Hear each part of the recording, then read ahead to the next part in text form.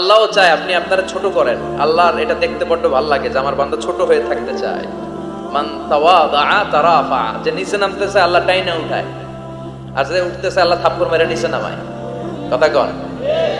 মুসা আলাইহিস সালাম, সহিহ বুখারীর বর্ণনা, বনি ইসরাইলের লোকদের মাঝে ওয়াজ করতেছিলেন, এরকম নসিহত করছিলেন। তো একজন দাঁড়িয়ে বলল, ইয়া নবী আল্লাহ মুসা, মান আ'লামুন নাসি ফিল আরদ। হে মুসা নবী, জানতে বড় মনে চায় বর্তমান পৃথিবীর সবচেয়ে বড় জ্ঞানী কে? মুসা আলাইহিস সালাম কয় আমি। মুসা আলাইহিস সালাম কি বললেন? আনা। আসলে কথাটা ঠিক। আল্লাহ যখন যে নবীকে পৃথিবীতে পাঠায় তখন তাকে সবচাইতে বেশি জ্ঞান দিয়ে পাঠায়, সে হিসেবে ঠিকই উনি সবচেয়ে জ্ঞানী। কিন্তু উনি এইভাবে নিজেকে সবচেয়ে বড় জ্ঞানী বলে দিবে, এটা আল্লাহর পছন্দ হয় না। আল্লাহ চেয়েছিলেন মুসা আলাইহিস সালাম যেন বলে আল্লাহু আ'লাম, আল্লাহই জ্ঞানী। সুবহানাল্লাহ কইবেন না? কিন্তু তা না করে উনি কি করলেন? যখন বলল সবচেয়ে বড় জ্ঞানী কে, উনি হুট করে কি বলে ফেললেন? আনা, আমি। আল্লাহ এটা পছন্দ করেনি। আল্লাহ ডেকে বললেন, মুসা ইউ আর অ্যাবসলিউটলি রং, তুমি ভুল করেছো। তুমি সবচেয়ে জ্ঞানী নও, তোমার চেয়ে বড় জ্ঞানী আছে। সুবহানাল্লাহ পড়েন।